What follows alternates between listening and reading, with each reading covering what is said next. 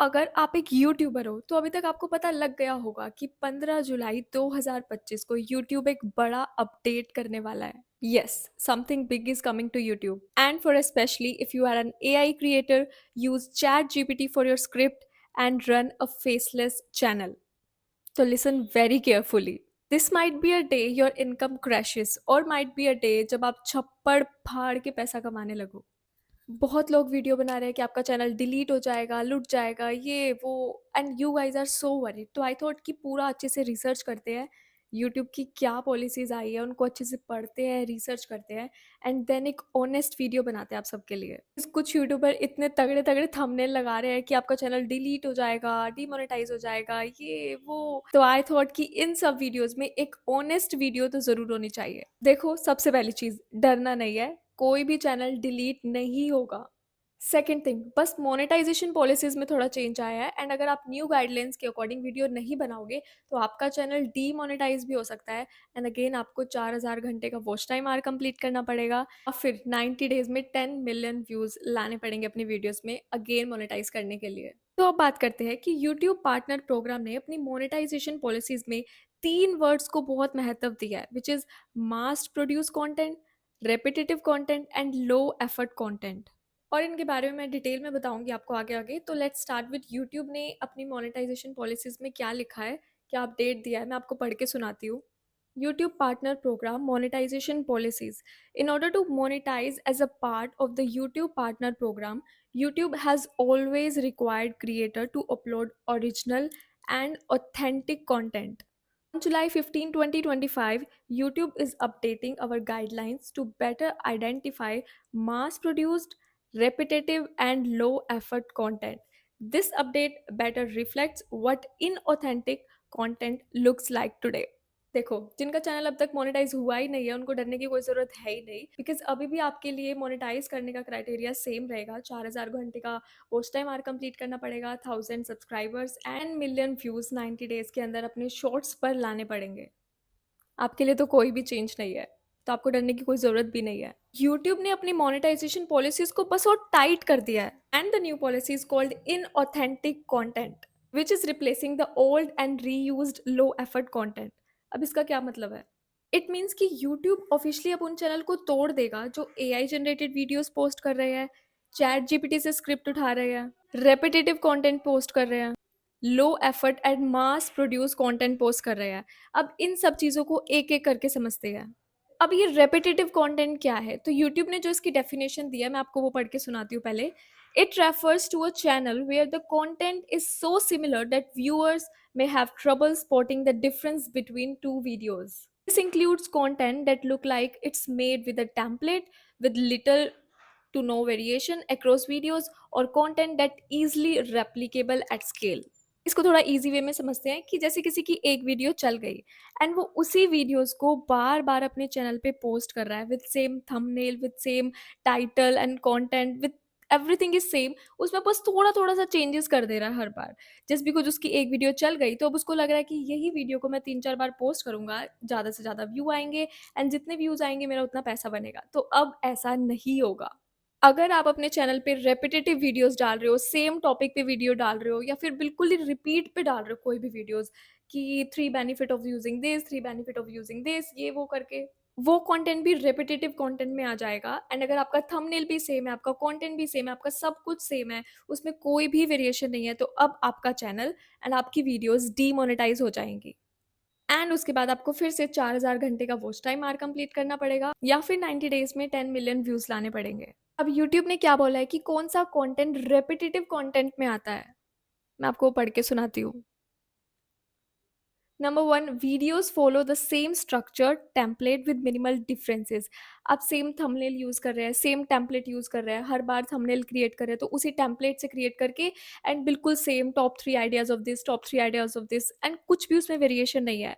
आपकी top 10 video से जज किया जाएगा आपका channel. Second thing, content offers like educational, entertainment और नरेटिव वैल्यू। आप कोई एजुकेशनल या एंटरटेनमेंट चीज़ भी दिखा रहे हैं एंड आप बस बुक दिखा रहे हैं, स्क्रीन दिखा रहे हैं तो भी नहीं चलेगा। उसमें आपको अपनी शक्ल 35% दिखानी पड़ेगी। आपको अपनी ओरिजिनल वॉइस यूज़ करनी पड़ेगी। सिर्फ़ आप टीचिंग करते हुए या किसी चीज़ को डीआईवाई करते हुए नहीं दिखा सकते। आपको अपनी शक्ल एंड ऑनेस्टी चैनल की दिखानी पड़ेगी।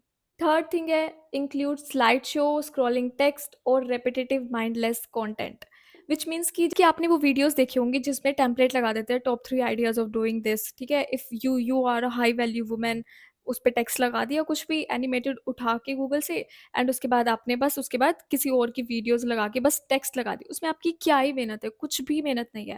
ना आप उसमें बोल रहे हो, साउंड भी किसी और की यूज़ कर रहे हो, टेक्स्ट भी आप गूगल से उठा रहे हो, एनिमेटेड ऑलरेडी, आपकी कुछ भी मेहनत नहीं है उसमें।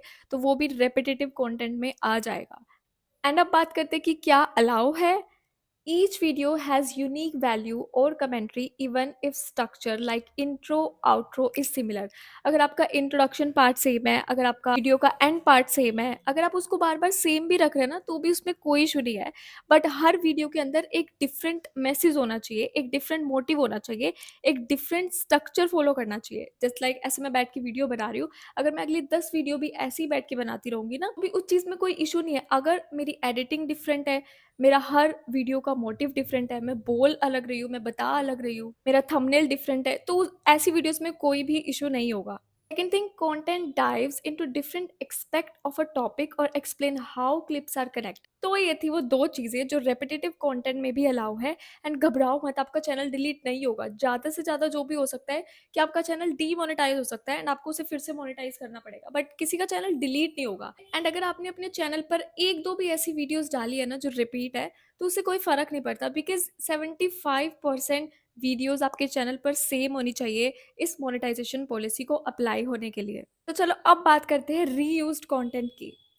YouTube के according, it refers to a channel that repurpose content that's already on YouTube or another online sources without adding any significant original commentary, any modification or educational or entertainment value. जैसे ये reaction channel होते हैं या फिर roast करने वाले channel होते हैं, ये उनका खुद का कोई कंटेंट नहीं होता, वो पूरा का पूरा किसी और का कंटेंट यूज़ करते हैं। एंड अगर आप उनका कंटेंट यूज़ कर रहे हैं अपनी वीडियो में, पूरी की पूरी ओरिजिनल उन्हीं की वीडियो चला रहे हैं अपनी स्क्रीन पे, कुछ भी नहीं कर रहे हैं, बस अपनी शक्ल साइड में लगा दी, ना हँस रहे हैं, ना बोल रहे हैं, पूरा का पूरा उन्हीं का ऑडियो चल रहा है, उन्हीं का वीडियो चल रहा है, तो वो रीयूज़्ड कंटेंट माना जाएगा। फॉर एग्ज़ाम्पल आपने देखा होगा आजकल संत महात्माओं की वीडियोज़ हो गई, प्रेमानंद जी महाराज की वीडियोज़ हो गई, उनके ऑफ़िशियल चैनल से उठाकर लोग अपने चैनल पर उनकी वीडियोज़ का कुछ पार्ट पोस्ट कर देते हैं। उसमें खुद कोई वैल्यू ऐड नहीं कर रहे हैं, वो खुद कुछ एंटरटेनमेंट, एजुकेशनल या खुद कुछ भी वैल्यू ऐड नहीं कर रहे हैं उनकी वीडियो में, पूरा का पूरा किसी और का ओरिजिनल कंटेंट चला रहा है, तो वो रीयूज्ड कंटेंट माना जाएगा एंड आपकी वीडियोज़ और चैनल डीमोनेटाइज़ हो जाएगा। अब मैं आपको बताती हूँ कि कौन-कौन सी चीज़ें अलाउ नहीं है। First of all, content is copied, complied from other sources with minimal changes. For example आपने किसी और की वीडियो उठा ली, उसमें थोड़ा-बहुत चेंजेस कर दिया, स्टार्टिंग का अपना डाल दिया, एंडिंग का अपना डाल दिया एंड बीच का पूरा पार्ट उन्हीं का चल रहा है।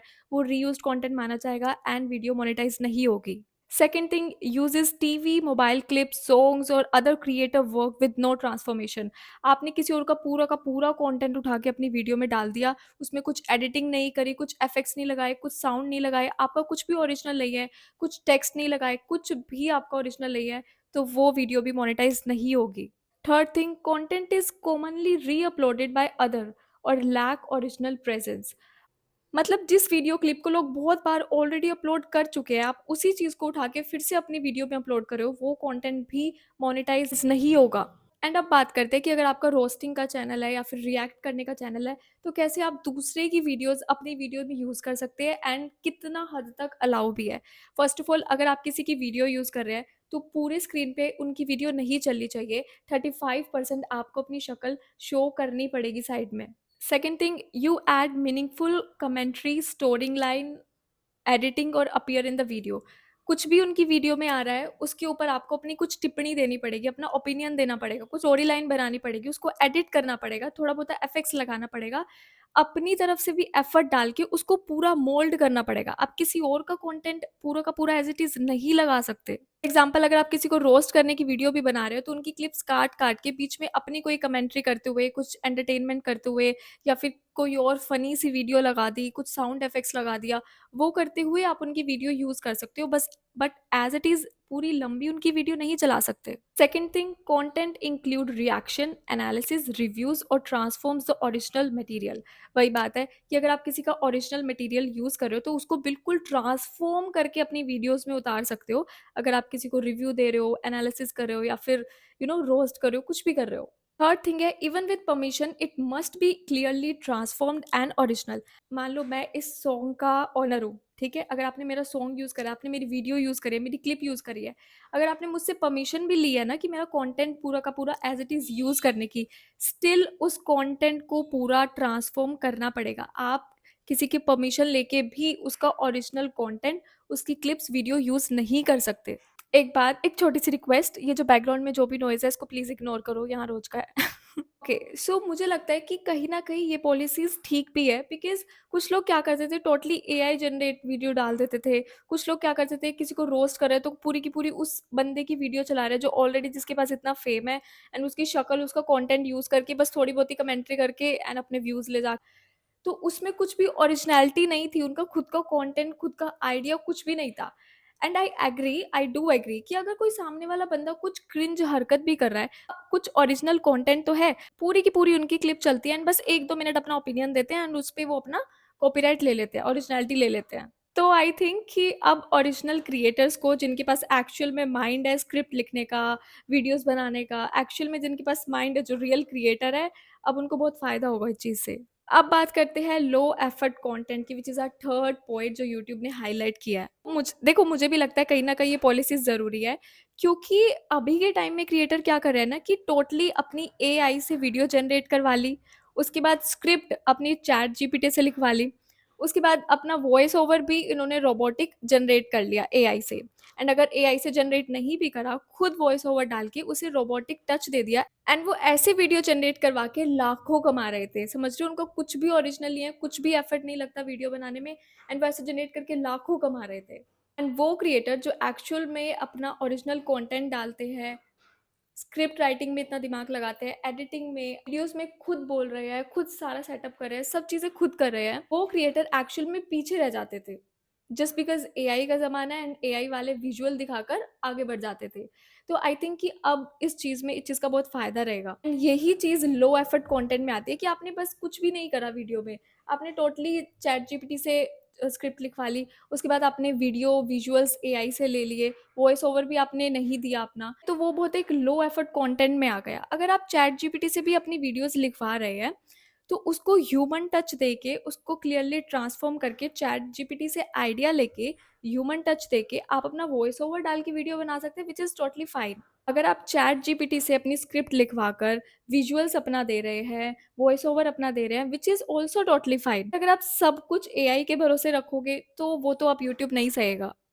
एंड इस चीज़ से किसी को भी डरने की कोई ज़रूरत नहीं है। कोई बेशक भले ही एआई से जनरेट करके वीडियोज़ डाल रहा हो, बट उसे अब इतना एक्सपीरियंस है कि यूट्यूब पे रन कैसे करना है। अगर आप कोई व्लॉग भी बना रहे हो ना, उसमें प्रॉपर आपको सिनेमैटिक क्लिप्स लेनी पड़ेंगी, उसको एडिट करना पड़ेगा, साउंड इफ़ेक्ट लगाने पड़ेंगे, फ़ॉन्ट यूज़ करना पड़ेगा, टेक्स्ट यूज़ करना पड़ेगा, पॉपअप यूज़ करने पड़ेंगे। आप ऐसे ही आके कुछ भी बोल के रैंडमली, एंड कुछ भी आपने मतलब मैनेज नहीं करा, थंबनेल पे आपने एफर्ट नहीं लगाए, टाइटल पे आपने एफर्ट नहीं लगाए, तो अब आपकी वो वीडियोज़ नहीं चलेंगी। Again guys, YouTube is not like Instagram कि कोई भी क्रिएटर आके, जिसके पास टैलेंट भी नहीं है, वो आके अनशन्ड वीडियो बना के डाल जाएगा एंड उसके मिलियन हिट हो जाएँगे। YouTube is not like Instagram. YouTube के सच में स्टैंडर्ड हैं, एंड ये क्रिएटर की वैल्यू करता है कि कौन-सा क्रिएटर एफर्ट पुट कर रहा है, कौन-सा क्रिएटर नहीं पुट कर रहा है। एंड मैं आगे-आगे आपको ये भी बताऊँगी कि यूट्यूब का इतना बड़ा स्टेप लेने के पीछे क्या पर्पज़ था। एंड येस, अगर आपको अभी भी लगता है कि इन तीनों में से आप कुछ भी बनाते हो, तो आपको डरने की कोई ज़रूरत नहीं है। अगर 1-2, 3-3 वीडियोज़ बनाई है, तो कोई भी दिक्कत नहीं है, क्योंकि आपका चैनल एक वीडियो से जज नहीं होगा। 70% वीडियोज़ लास्ट 10 अपलोड कैसी है, उनके बेसिस पे आपका चैनल जज होगा। किसी का चैनल डिलीट नहीं होगा, जितना बुरा हो सकता है वो ये हो सकता है कि किसी का चैनल डीमोनेटाइज़ हो सकता है एंड आपको फिर से उसे मोनेटाइज़ करना पड़ेगा 4000 घंटे का वॉच टाइम आवर या फिर 90 डेज़ में 10 मिलियन व्यूज़ लाने पड़ेंगे। तो अब इतनी कठिन यूट्यूब की जो पॉलिसी आई है, उसके बावजूद भी आप अपने चैनल को कैसे बचा सकते हो, सर्वाइव कर सकते हो यूट्यूब पे, इवॉल्व कर सकते हो खुद को, अब उसके बारे में बात करते हैं। Number 1, be the soul behind the script. आप जो स्क्रिप्ट लिख रहे हो वो टोटली एआई जनरेटेड नहीं होनी चाहिए, उसमें इमोशन होना चाहिए, एक्सपीरियंस होना चाहिए, अपने एक्सपीरियंस से लिखो, ह्यूमन टच होना चाहिए, which is the most important thing.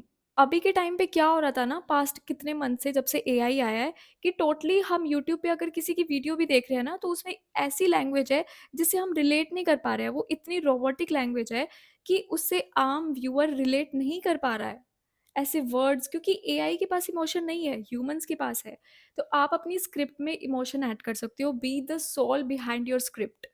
Second thing, original original story telling matter. Story आपकी होनी चाहिए, कंसेप्ट आपका होना चाहिए, प्लॉट आपका होना चाहिए, उसको कैसे प्रेजेंट करना है वो आप चैट जीपीटी से पूछ सकते हो एंड इतने आइडियाज आप ले सकते हो, इतना कोई चैट जीपीटी बैन नहीं किया यूट्यूब ने। Number 3, use AI as your assistant not your director.